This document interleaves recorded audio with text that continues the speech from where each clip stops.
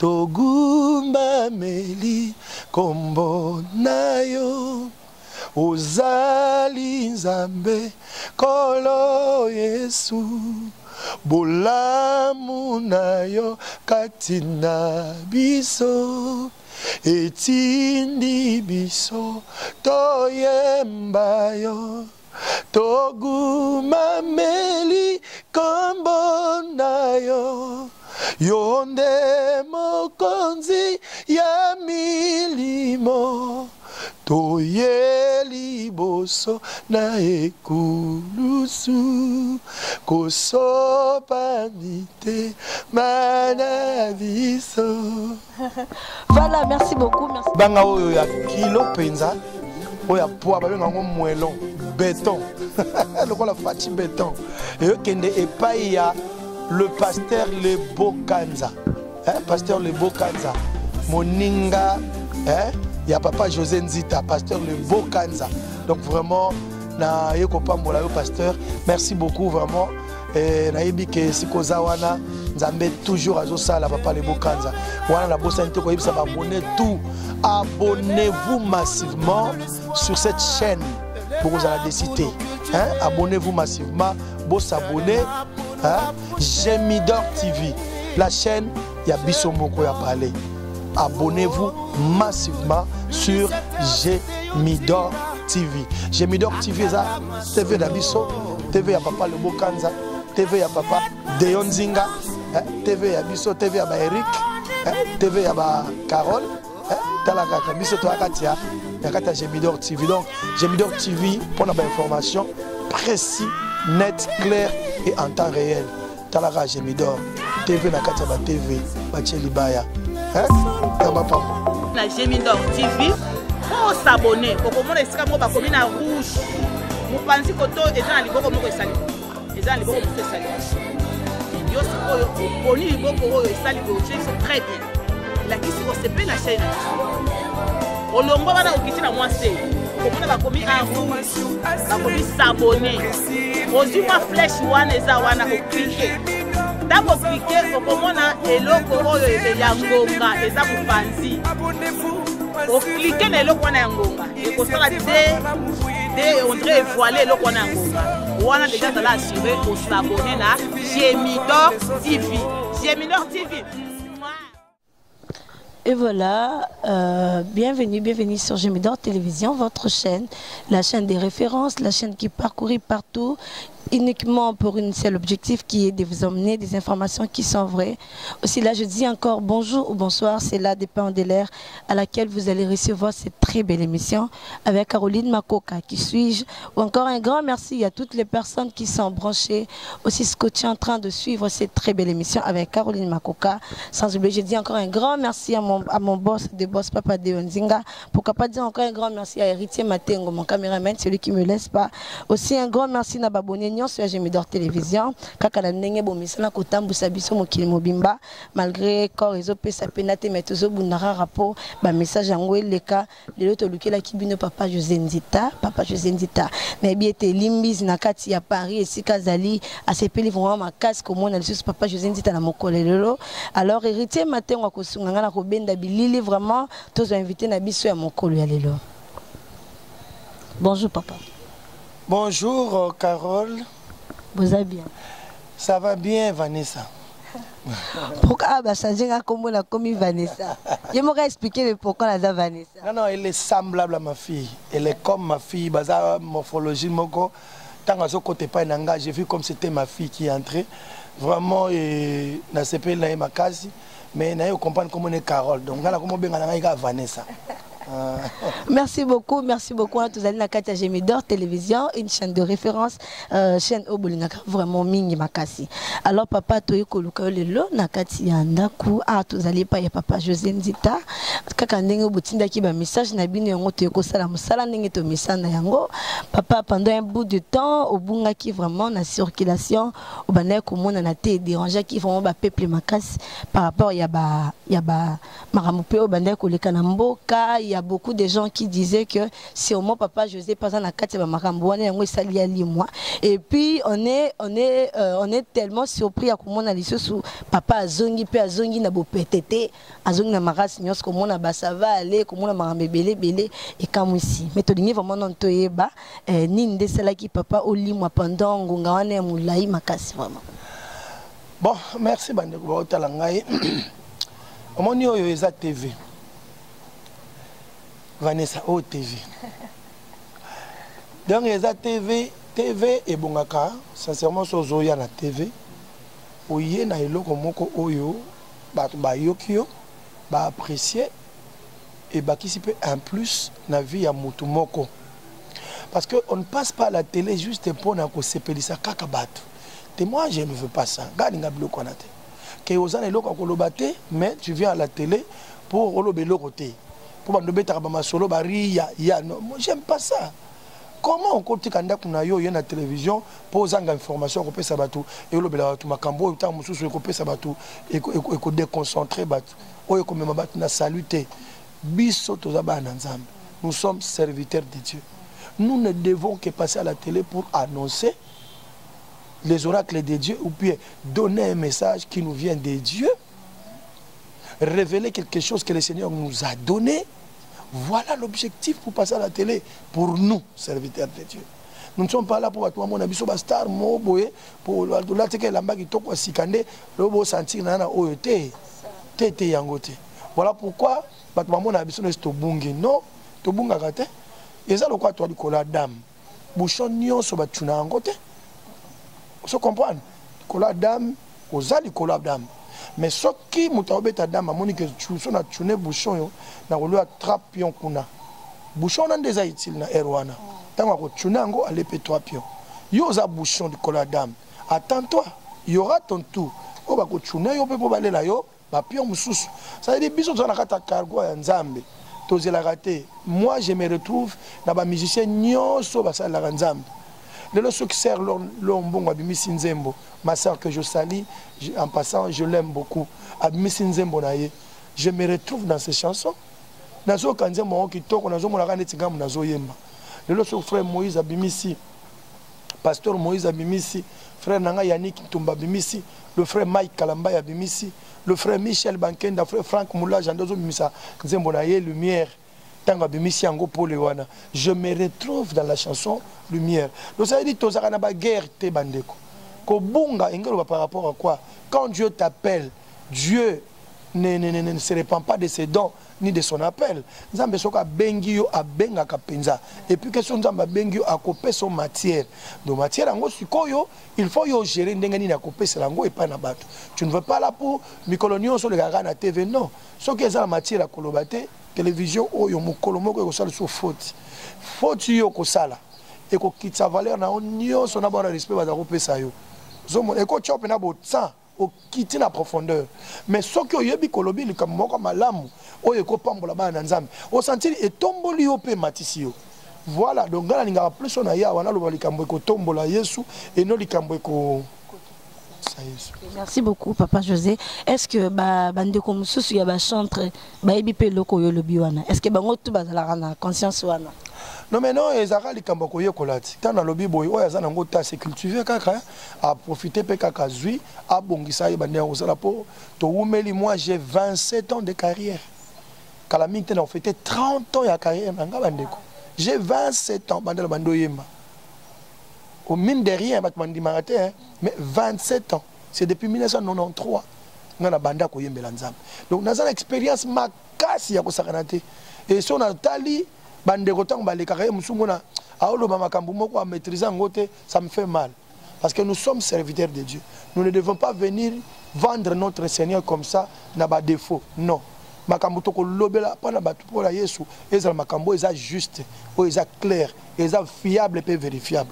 Okomona kozala musana nzambe moko respectable, même na nzambe azala très fier na yo parce que ozo teka ye bien. Voilà. Merci beaucoup papa. Mais les autres hommes na chantre mingi, ba musicien chrétien mingi, bazo comme ba pasteur, même ya basi même ya mibali. Tous les baté à faire en gros ezanine, monde ya musique. Ils ont foutu les sous bien parce qu'il y a plusieurs o ezaki azalaki sœur intel, a comme les lopé maman pasteur intel, frère intel, tu bela kay na musique mais le pas comme pasteur intel. Ezanine l'autre tous nga to comprendre. Musicien comme ma pasteur ezali soumuté. Pour vrai que nous avons benga. Le problème est que kambo au bengami. Oyoki nani. Famille na bino mutolobi yebo oteyaka bien. To le bara français qui toko pour mikolo bata français. Soko le bango qui toko tu crois être un pasteur non. Soko potanga la Bible mingi lo bato comme ça pasteur non.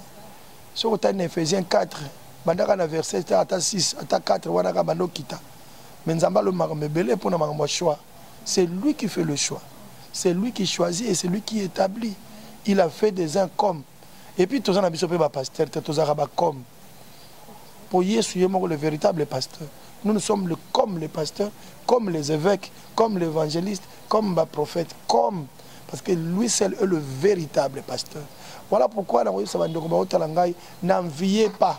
Cause la pasteur, et aucun dango par envie, pour la ligne qui pasteur, mingena salango. Non. Muto engagé à na musala les nzambe luka plus nzambe benga yo engagé na musala wana que yo moko omi engagé et cause la passe mingi nde ozali awa patron na yo azakuna ayebi mutu moko ta yebi ka yo na kisasa lelo soko so ba yebi ke mutu na ngande mutazolo bakuna bosola kana bien umoni ti mutu moko ya kozwa micro na yo abando sa émission ono ya patron na yo patron na okamwa ata memeli yo information ya kitoko. Mais le col a bangoné basala contracté. La source sans au 5 salaire. Pourquoi au 5 été? Pour m'engager ça dit ndengwana sokoza musala na nzambe oyo omikoti si yo moko. Nzambe basungaka été que na comme na kata ko komba nzambe na moni ba piki mebele na sa l'église apona te ba piki me nzamba lo batikilanga bango ndengwana. Ce qui aux en exhortation. Mais ça, exhortation. La Bible dit exhortez-vous les uns les autres. S'il y a moyen d'exhorter Moutou, au monde de Mabé, oui, ça c'est Dieu ne refuse pas. Alors exhortez-vous. Mais avoir un ministère, non, le ministère est allé Nzambe Mouta sélectionné à Tchakabatuba ministre. Voilà, il a dit, il a émené captif et il a fait les dons à l'église. Merci beaucoup papa. Je me rappelle encore on a 2009 ou 10 tout le monde qui vraiment na kati ba musicien chrétien bolungezala ki makasi na ko raisonner bien ezaki na bata ba nzembo ya ba bondi makape swazanzambe et na bata ba nzembo belé pe na ba frère Patrice ba lombongo bolungezala ki makasi on vous voyait à tout moment vous étiez vraiment solide mais maintenant apparemment ce n'est plus le cas na quand il y a des musiciens chrétiens.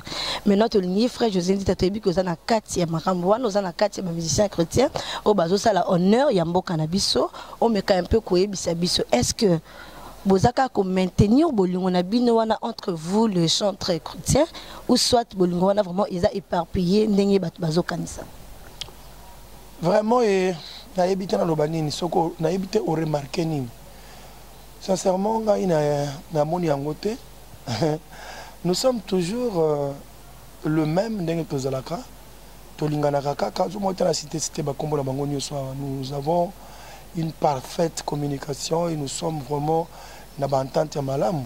Donc, on a que à moment confinement ou 5 mois ou mobimbo tout monde anité mingi bazam sou voyager qui ba kangami na Angola sou ba kangami na mboka ba déconfiné ba bazonga awa et nous sommes tous là et entoza ensemble biso za une équipe bande kolanga ba pas confondre bisoté surtout ba nzambe nous sommes une équipe. Notre équipe s'appelle Jésus-Christ le vainqueur. Ngata msuna betara numéro 7 omsulora betara 9 Franck abetara 10 Patrice abetara 7 nani okuna Michael Amba abetara 8 donc toza pena équipe mobimba oyo babengango Jésus le vainqueur au monde donc biso to tsakande bi na kaya satana c'est vrai parce que ba vandi moi ba croque en jambe ezalaka moi ba incompréhension mike mais tout ça la canyon son anzela molimo mo santo to bomango parce que moi je ne peux pas le binalo baté bana bato et Dieu vous aime entre-temps je n'aime pas mon frère à côté non mais c'est et s'expliquer c'est injuste. Ouais. Merci beaucoup. Ouais. Ok, merci beaucoup papa. Mais par rapport il y a des musiciens chrétiens, tout le monde le papa Nabiso avec Mukuna Zanakati à prison, tu éviter initiative ni au besoin tant que bino ba chantre azali papa Katina Biso Banso initiative ni besoin pour nous soutenir papa. Je vais parler avec le papa Patrice Tosola rappel. Il y a aussi trois cas mon Biso Kuna. Toya pena kotala ye biso ba chantre ba nanaye. Alors, moi, comme ça, mon biso, on a biso tout au côté lié, tout au côté la prison. C'est notre papa. C'est notre papa. Moi, je l'aime beaucoup et je continue à l'aimer beaucoup. C'est un papa qui nous a révoltés, qui nous a fait voir beaucoup de choses, a révolté biso pena maramanza meming. Donc, ce sont des valeurs dans Mboka na biso. Moi, je déplore que les chrétiens tobo ça na mingi. C'est pas les de tokobo ça na ba valeur nyonso. Il y a papa évêque. Non, non, ça fait mal. Ceux qui ont gardé ma valeur, il y a papa na biso, ça fait mal. Ce sont des petites erreurs. Des erreurs à Mickey. Oyo mutako tika pa bongisi na calmement. Si réellement c'était vrai. Donc, les côtés na biso te négligé, icône na biso ya parole en Nzambe ndengwana, icône na biso ya église ndengwana, bikola moi biloko Mickey. Moi na yoka pasi mingi na bato yo o batika ka basali na Nzambe o bois ki musali na Nzambe ndengwana, mais ça fait mal. Ça fait mal. Tanyo so azui à côté ya biso ti a komi papa mukolo ndengwana azala ka na rate évangile et lelo soko asali moi trébis ya muke to bosani ba valeur nyonso. Non, les chrétiens oublient avant et oublient très mal. Ça fait mal. Donc ça la nga pasi mingi koyoka biloko ndengwana, mais moi j'aime papa Mukuna alingaka ye mingi na yebi que ba moment jole qui ça certes pas na ye eza ba moment très dur, mais Nzambe oyo aza na lola ayebi ndenge nini na ko gérer yango pe il va s'en sortir et lobi ya ko zwaka lisusu biblia akolesaka biso maloba Nzambe et to koloba lisusu Dieu soit loué. Voilà. Merci beaucoup papa. Et tout le monde na album o bimi ya sika to yebi to beti combien de titres na o salisiko? Na sali 12 titres. 12 titres. Mais na minute tout le monde ça va aller des ali, tout le monde 2 ou 3. Oui, tout le monde 3. Ça va aller. La comparaison n'est pas raison. Na ye ko gumbama. Eza misat o ebimi. Mais Congo Nouveau pesa na kati wana. Na Congo Nouveau eza single, eza maxi single, eza révélation na zui libanda ya album. Eza chanson moko révélée kaka boye pa na Nzambe, bien que c'est chrétien, eza chanson patriotique chrétienne et Nzamba révélé ngango kaka après album nanga ndenge ebimaki, ndenge Nzamba yoko pesa ngango na sima.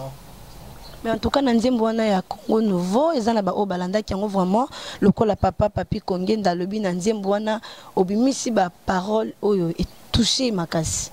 Surtout idée wana au sali un moment Nzembo beti un moment on a entendu la voix de notre président papa Félix. Oui, tout le monde qui paye à mon bout, tout le monde va voir batébélé et là qu'on a idée wana est pâté tellement ma casse. Albi pourquoi pas idée on nous voit qui au salangona 2 ou 3 musiciens au bazali à chrétien et tombe là le sous combo yambo comme au salango yomoko parce que idée wana si réellement bo sala qui on bozala qui ba chanter belé et nga qui za la sauce non plein ma casse.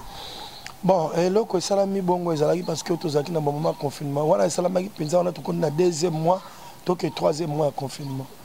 Zaki passe ming. Et puis deux, le Congo c'est un bongo. Moi na confinement penza na zoipsayo, on avait vraiment rien. Donc ma miracle salamiti banzembo salama na studio zaka Nzambe. On manquait tout, on avait rien.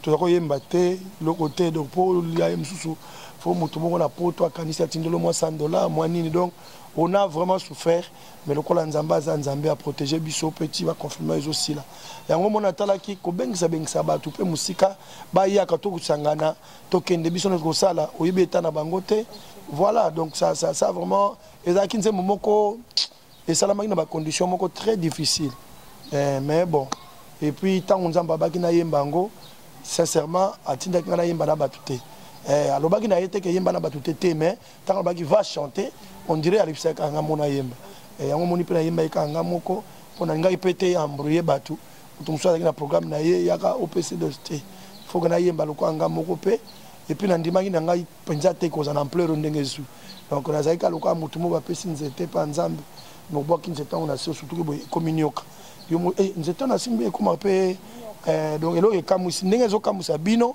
ndenge pe kamusi. Merci beaucoup papa. Na 12 titres au beti. Est-ce que et ça la bandiembo au beti au zongi sibiso na barit mais na wana ya kalapo barit mais na wana des ala qui vraiment identité à papa José Nzita. Ba na koma nanga lokola moi na maboko ya papa. Est-ce que au zongi sibiso vraiment na époque wana to au comme na maramusus? Non, on a bêta la musique, on a na reggae, na rumba, na zulu, na bêta la musique, na ya obo yebiwana. Et on a bimisi, moko ya rythme wana yé, na skala la comparaison n'est pas raison. Et bimi na ngalo kwa kabela nzambe na yo, omoni. Mais ba reggae na sali, na no bimite na no silité, akanisi ba clip to sala ngo après confinement oyo. Ndé balo de confiné, boy ça va. Ndé to luka sukoyo to sala ngo ba clip. Mais il y a 12 titres, hein. Il y a vraiment à boire et à manger. Beaucoup de gens ont vendu non au frère José Nzita. Mais dès que ça va aller, au moins déjà on dirait au Kimi place, il y a Kiboyo, ça va aller, Kiboyo na casse. Non, ça va aller, ça encore en mais ce qu'on a la tinde forme. Ça va aller, ça encore le cas. Qui s'en a et le comme ça na koyokayo. Moni. Et ça va aller, na yembi ça va aller aïe ça va aller aïe ça rythme moka za agwaya biso benga ngo agwaya na Congo mais ba nigérien nde na banani kuna ba ivoirien ba komisa ngo afrobeat mais bon to lukaka lokwa za musique to yembi kaka mais biso malamu ezalaka plus qu'est-ce que tu amènes dans la musique et loko nini oyembi importance pendant bana nzambe ezaka style te ezaka qu'est-ce que tu as donné et loko nini opesi na bana nzambe biloko nde bana nzambe za besoin kolia bana nzambe za besoin style penate okobetela bango style nyosa mokili mobimba c'est bon mais omeminde nini voilà.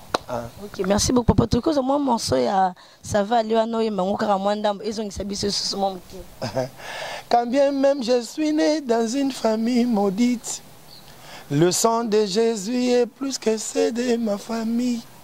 Je marchais la tête haute, je sais que ça va aller haut. Je vois positif, je ne vois pas négatif. Je ne suis pas maudit. Oh, oh, oh, aïe, aïe, aïe, aïe, ça va aller. Aïe, aïe, ça ira. Aïe, aïe, je suis béni.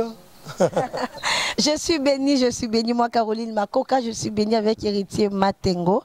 On est tellement bénis les deux en tout cas. Je me disais même si aujourd'hui est aussi maté ou demain, je dois seulement foncer parce que demain ça va aller. Ça va aller, yaya. Mon message on a espoir. Ils ont côté pas na batunyoso, même na kat na mboka na biso. Il y a des gens qui n'espéraient plus que mboka yoko bonga lisusu. Na job sabino bo espérer ça va aller, ça ira. Deko simba nango parce que Christ en nous, c'est l'espérance de la gloire. Oui. Merci beaucoup papa Nandim. Bona est-ce qu'ils appellent na frère mususu obeti na bango ma featuring album nangai oui na yembi na ndeko nanga moko JC yenda yembi kaka nzembo asali mo vocal moko na nzembo moko molinga malamu hein. Yende ne kaka zaki na kotsaki na vocal wala to sali na vocal mais à part yena yembi featuring na mutu suite. Ko yembi so featuring na mutu mususu. Te ba featuring ezaka plus conviction te yaya. Pour vandi boy faut nzamba convaincre non faut benga Caroline boyemba nayi. Au senti kat no mozo kabina posa boyemba na Caroline. O intéressé Caroline mo na pa ebisio ah nazoya. Zomona. Et basala moka te bo vandi boy kamba moko featuring te featuring normal. Basala rana wana pona mo mikolo yenda zo beta makasi. Non biso ya bongo te. Il faut vraiment nzamba yebisa que fait parce que quand tu ne fais au sali yango ndengwana ozo sentir na yo moko poza na mo assurance que ekende. Mais si on se sent encore un sentiment na yo et le reprenant nzamba yina pa na biso les sentiments pour sentiment ils sont liés dans autres zomona mais molimo mo santo yenda me marabatu na ko surmonter nzoto ça veut dire amati au-delà a eu déjà projet nzamba za so ba yimna Caroline ngazo yimba boye mutu moko boye koyo kama loba wana zomona ça veut dire onction sangani et pesi bombe Okay, merci beaucoup papa, mais est-ce que la minute malgré tous les 12 chansons nous les a vraiment en ligne mais on a déjà prêt et que bah bengi si invitation et papa à Rotambola Rokende peut-être matanga ou fait tout déjà to betaka pour banzembo za nzoto to betaka déjà et amala mozaka que bandeko bazela sosi na ngeza mingi koyemba nzembo nazwa pe feedback moni monde toyemba ça va aller boso na yemba partout bat ba oyemba so na yemba la comparaison ne partout bat ba oyemba ele ka liboso ko publier nzembo bat ba yoki on na ba réseaux sociaux ba comprendre nzembo mukolo ko tele mozo yemba nzembo ngeza ya ye mona mutulo so yebo yemba ngo azo yemba pe na yo ezamala muto tremi na concert zo yemba bat ba otala ko kalo ko bazo monote ça veut dire bato yo kanzemba ngone ti ya sika comment on a l'ambiance makasi na concert mais pour concert les ambiance makasi et senga ka mutu pa oyemba netio ça dit yo zo yemba ye pa olanda yo au moins la te bobina ensemble ça fait l'ambiance comme ça. Ouais. Merci beaucoup papa. Ezali na mutu moko atuna ki afo bengo atuna ki est-ce que José Nzita na 12 titres na wana asali makambo o asalara o esalaka biso tozalaka bato na ye est-ce qu'à sauter est-ce qu'à bini est-ce qu'à beti ba shit est-ce que makambo wana neso poto monde papa bikolo ya doza komi mo malili biso tolingelaki bongo te vraiment nzambe lola boza ya boire et à manger boza na bino kimia bozi ka misa tuti bo banga va bondeni etkali 9 ona boyoki te za calme zoya.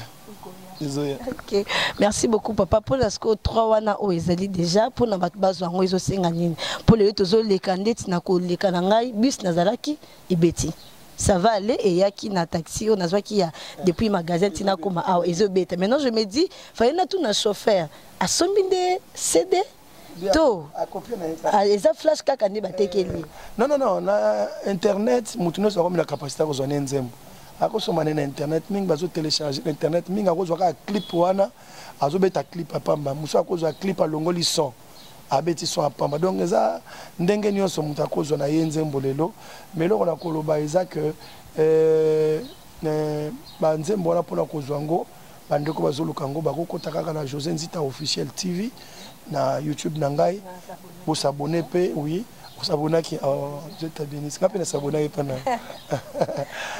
s'abonner pas donc José Nzita officiel TV kotaka kawana okozwa nzembo s'abonner et ça la bien après wana et kotipe na page officielle na biso José Nzita page officielle na Facebook na biso ba publicité ba communiquer biloko nyonso ezaki pour yo kanjita ozwango wana tipe na compte Instagram na ngai José Nzita okota komona ngai kokende na WhatsApp na biso na pesio numéro 081 686 72 et 52 81 686 72 52 komeli ngai osalinga ba suggestion na yo et kokoma malamu mingi donc kozwa nzembo wana c'est facile kala mingi tende mona tondo jecter bino sikoyo ya sika ezo ya ça bien.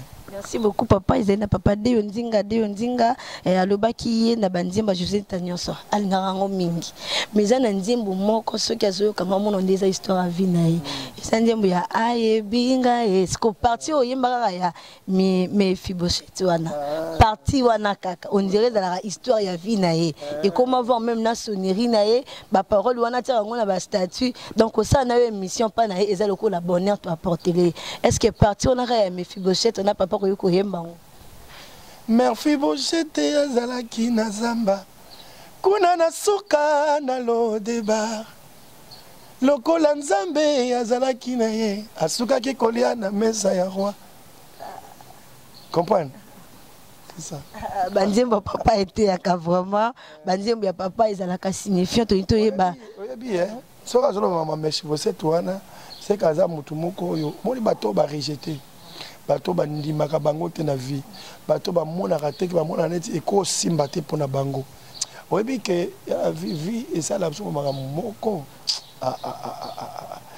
yango omoni confiez-vous à Dieu parce que omi mutu ko asuku mutu akoti ko comprendre yo azati lelo eza na bato ebele barejeta na vie mais bango nde basimba bafamille lelo baMefibosheti wana na kondima eta maboko makolo bukana ekata na katikati donc aza boité or na tango akala les juifs soko za boité oza impur mais bakamwa David atuni balukela ye mutu moko ya famille ya Jonathan bake kozwa Mefibosheti bien que boité alors binaza nani pona kova na mesa na yo mokonza bi non assis-toi ici okolia na mesa na ngai alia ye boité mais alia mobeko kufa ça veut dire Dieu peut faire des choses que babwaka yo na famille bakipa côté mais nzamba ko ramasser au côté oza pe asali yo akosala yo. Dieu est compliqué yango moni yango so ndeko plus la foi pas na nzambe ko kanzaka mingi pona batute mutu okoche l'espoir lelo le ba ingine pe su yote o comprendre te akangelo téléphone a zappé yo a bloqué au pekutu o ko moto na bi to sakine biawa a bloqué ngana sali nini mais nzambe kaka mutakoti ko bloquer mutu te banda linga biso na ba défaut nani osalinga biso ka voilà.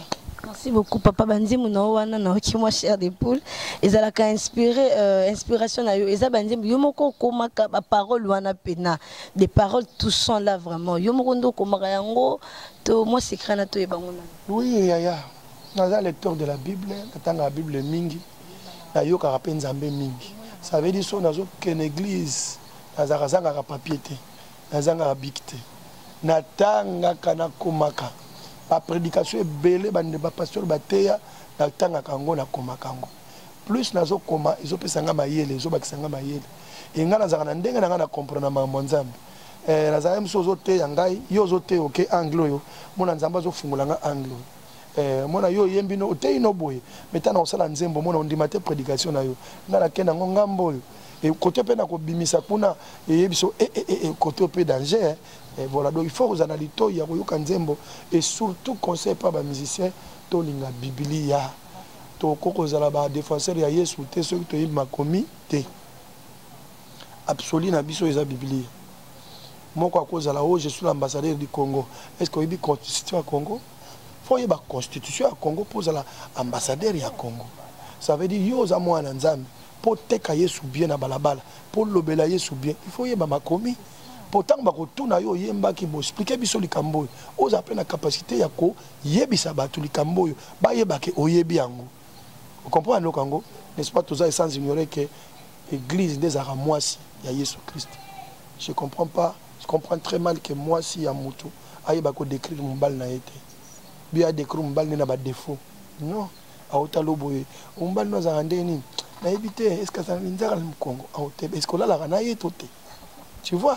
O soko la na mobile na yo okoyeba même ata point noir ça c'est ma colonel fo yeba même ata linzaka o ba tsaye o pota moko soko na bomwana okoyeba ke o mobile nanga ba longole longi batiki nzota pamba babitala o nzota nano ça c'est mon mari okoyeba po oyebi ba défaut na ina nzoto. Voilà, donc je crois biso toza église nous devons bien connaître Jésus pour le vendre biso to ça publicité to teka rande Yesu pa pakami ta Yesu nengaza ta makambo yibosala mpaka no bi azarande bongo na mekana ko yako tanga ko ya meki bo bakangela mutambu ba donc to ça ko abiso ba pambu to telema kalikola ndobo ndobo sikota mbisa zoya aluka pambu amona pambu net kaka ayoka eliposa lia pambu nzoka bosa na kena kati ya pambu libende awa meka bo kakuta bo Yesu akangie ngla zomona. Donc bana nzambe to teka Yesu bien to linga plus to zala ba mourir ya parole à Nzambe pour ceux qui te télémine à podium to lobela Yesu to lobela ina défauté parce que mbal na biso za na défauté. En tout cas, on me cause la peine un chantre papa José na ba sagesse na yemo bonazi moi 4 sagesse na na ko mo na ba stati me boyi baté me panga yi bien déjà awa et confirmer vraiment minki bandiembe José Ndita yemronda komrango il est vraiment l'écrivain de ces chansons parce que bozo ba façon na ya ko lobela ça prouve son intelligence, ça prouve sa sagesse. Merci beaucoup papa, tu as déjà cochité dans l'émission. Tu as qui na bakondiambo, kato chité na likambo. Oh, ils ont tout ça vraiment. Bah déconfiné qui les bosso étaient li barbe, endroit moko là où les gens bazan na facilité au kinde ko péché, mais place où bat bakina rapo na cause la édifier. Place où bat bakina ko lia li lo ba nzambe tisko ezo yebanate. On nous a dit que ça sera le 15 les bako déconfiné et puis dimanche elle bosse cause le 16. Mais na minute tout on a tracassé il paraîtrait que tôt il y a coronavirus et mati. Mais est-ce que il y a coronavirus et mati? Bako déconfiner le 15 comme prévu. Et puis ceux qui va déconfiner le 15 c'est parce que tout est mati. Bino basali ya Nzambe. Décision nini oyo bozui? Non, biso toko zwa ma décision likolo ya Konzambo kate mais toko za na ba proposition ne. Oyebi eloko na ko lobeza nini? Makambo yo ko funga liboso abari bande pa mukonza mboka te na landaki bango bazalaki na kati ya nini oyo na assemblée générale bazo na assemblée la bango nationale wana bazo voter ba loi bafungwana no bar liboso bona boy. Vous savez que tous les chefs ba députés mingi baza ba bar na bango bala ba bar baza na hotel na bango ba moni ezo kotsa lisusu mbongo te. Et puis deuxièmement ba brasserie na biso mboka oyo mingi ba député na biso ba parachute kuna ba parasol belé kuna.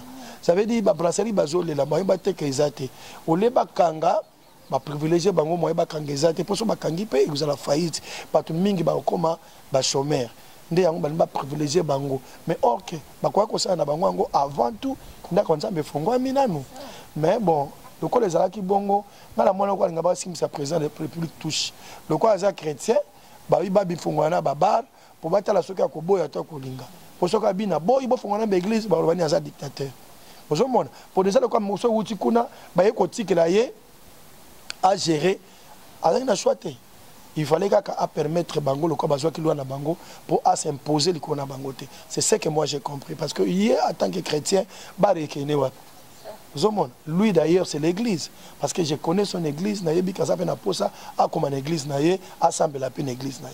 mais je ne pense pas qu'il pourrait en place l'église qu'on fait là-bas. Jamais. Je ne le défends pas, mais en tout cas, que nous, chrétiens, notre volonté d'abord, l'église et ça, et fondamental. Mais bon, et salami, et toi, il y a coronavirus, et ton bois mis sous. Et il y a ton bois mis pour confiner l'église. Et ton bois mis pour la babar. Babar et ton bois mis parce que Moussou Ameli Masanga a eu basou Tikaboy casque n'a été. Vous avez contrôle les assoutés. Moussou Ameli Masanga a aucun n'importe qui. Moussa Ameli Masanga a couché na n'importe qui. Mon nasa couche Masanga wana mutaye même pas mutaya azo pesanga bizunani. Zo mona. Bilo kwa na kutu fala kinde yasima. Parce que déjà quand mutambe na Masanga za na conscience te. Ngala kamwe ndenge bafongoli Masanga pour Masanga nde yango nde kutu ezo sala ke bato ba koma balo yenge na nzela. OK église sikande conscience ezalaka. Nde sika bakore ko fongola liboso. Voilà, donc un peu, nako jugé bangote, nazo lobaka lokola mwana mboka, mais en tout cas c'est que et salami et créer ce que ça la conséquence ya mabe, na yebite so ba fongola l'église, banga mona toyo. Ça. Na yebite so l'église fonga magi liboso, banga mona to élevé parce que nous dans l'église nous avons la discipline. Discipline d'abord ya Yesu Christo yomoko, discipline puis ya pasteur na yo. Et puis biso ba mona taba fongola l'église, tous les frères ba okenda ba masque na mango, nous allons prier avec nos masques. To ressemble na ba masque na biso to sisi to zogi. Biso pour ça na biso to za ensemble, to implorer grâce à Nzambe na mboka.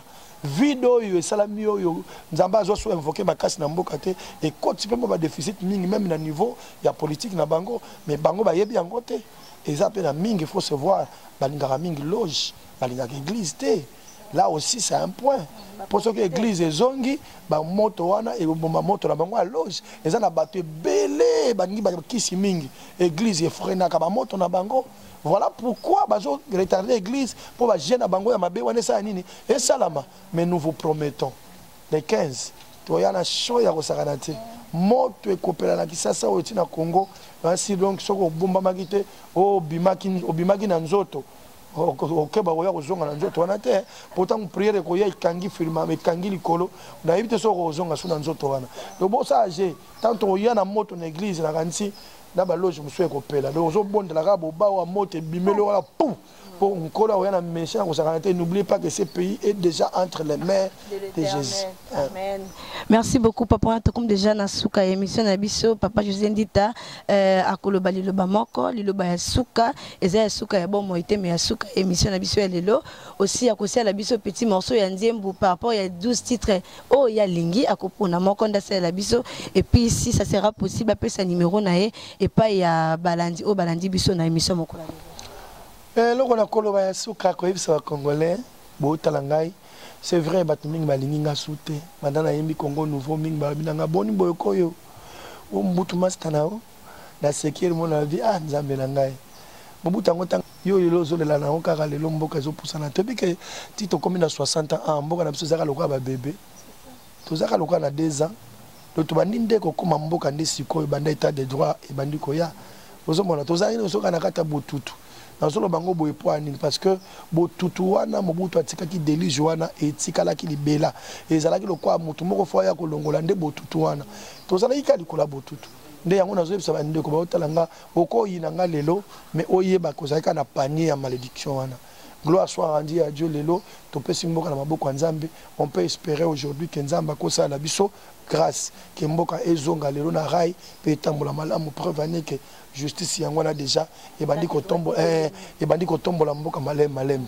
Gloire soit rendue à Dieu. Mais na kopesa conseil na ba Congolais partout bozali ne parlez plus à mal na mboka na biso. Zana mo culture moko luka o fabriquer ngo karaté za passe o luka ka plus solo ba malamu na mboka na yo. Chaque fois la moki ate aux États-Unis to wap bénissez le Congo, tu te réveilles le matin, Seigneur bénis mon pays. Pour la moki au binza me bénis mon pays. Après le moi aussi je suis béni. Plus aux Oloba Bongo, plus malobeza qui toko, plus malobano eza soukali, ça va attirer la grâce de Dieu vers toi et vers ton pays. Maloba ya kote ka mboka to ka bolambongo. Maloba mo mabe. Plus quand tu dis ça, aux autres mboka. Mboko ekobongaka jamais. Plus yo moko mokolo mboko lo bekozo bongaka te. Plus malobeza nguya. Pourquoi te condamner Mobutu? S'il faut faire les pactes avec les diables pour la paix, oh le diable n'est pas le porteur de la paix. Oh j'anéantis les relations diplomatiques entre nous et Israël. Bibliquement parlant, et chut, parce que le peuple israélite, le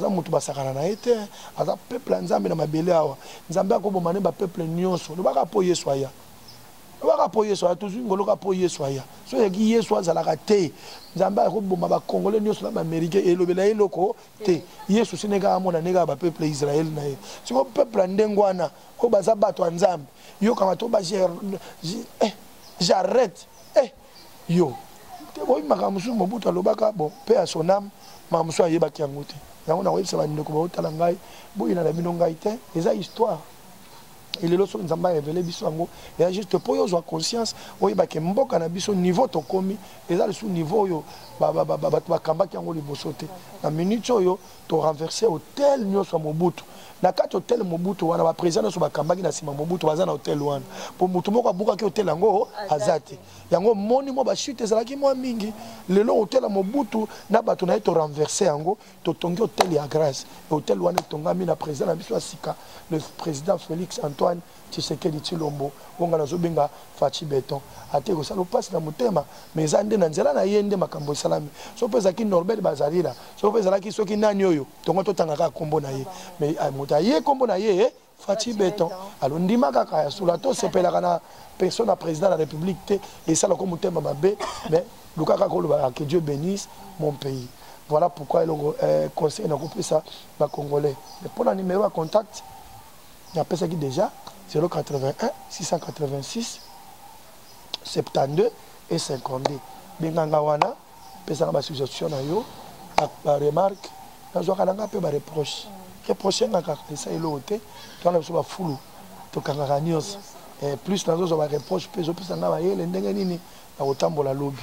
Donc je crois na pamboli bande konyo so bazana poto na miki ya poto na moni na France mama ipainet muzozona na pamboli na papa Freddy moi na bango winner na Anaël na Londres na pesi grande sœur à madame Nangai mama Clarisse muzozona mbote na pesi papa Soba Panzu ingénieur Moudi Meyak mbote na Londres na moni Gauthier Massasu Carmen Média na Paris na moni la servante du Seigneur Marly Yala la miel du ciel Zambé apambola yo, apambola papa les blancs batondo en Allemagne, Christian Kassika en Belgique, que Dieu te bénisse.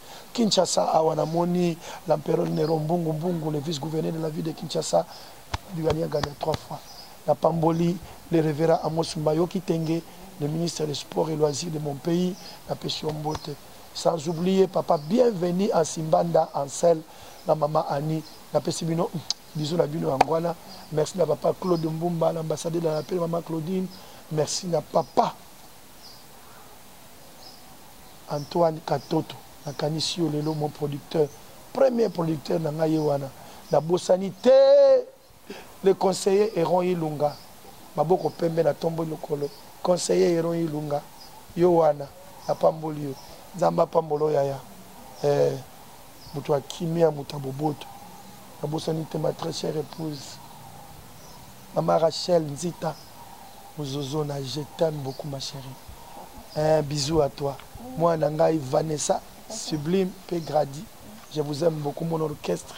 Mélodie du ciel, Bana Mélodie, Moussala Boussali, Ndi, Mami, vraiment. Babolongo toujours. Zamba Futaka. Ate Usaloke Oumela. Zambi, à Futaka. Zamba Pambola Bino. Je pense que à Pamboli Peyo Carole Vanessa. Je t'aime beaucoup. Amen. Très doux dans tes questions, mais tu es précis. Donc, osa makelele mingite, mais osa doux et puis na sepe na wakas. Donc, je pense que patron na yo ayoki, bon maintenir na ye, si vous soumez ta moi catch, les à moi clim, comme ça battre la paix moi tentir, azoya osa be mission la biso mon moi ça moi catch, ye mo kazo kumba, surtout à la forme et pena ya bana poto wana ça peu moi bien. Alors moi nanga Vanessa, je l'aime trop. Merci beaucoup papa. Pamboli pe patron na yo, et bande quoi poto, sans oublier caméraman na yo. Comme on a héritier Matengo, Yayo Kitoko. Merci pour notre gros plan. Nzamba Pambolayo. Vraiment, en tout cas, Zembasuka. Togumba Meli, Kombo Nayo, Ozali Nzambe, Kolo Yesu. Bolamu na yo katina biso etindi biso toyemba yo togumameli kombo na yo yonde mokonzi ya milimo toyeli boso na ekulusu kosopanite manaviso. Voilà, merci beaucoup, j'ai mis dans télévision. Un grand merci à toutes les personnes qui étaient branchées, aussi scotchées en train de suivre cette très belle émission avec Caroline Makoka. Je vous bénis, que Dieu vous bénisse, malgré que vous venez déjà de récupérer, aussi de recevoir la bénédiction venant de Papa José Ndita aussi. Je vous bénis, Zambéa, Batela, sans oublier un grand merci à mon boss, Papa Deonzinga. Aussi, joyeux anniversaire à toi, Aqua Djalila. Joyeux anniversaire à toi, Zambia Saloba Boulamu Ebele Deonzinga. Papa Deonzinga, oye uti pas frère José Nzita. Babouaka kaka. Au revoir, on ne sait jamais, on a clôturé avec.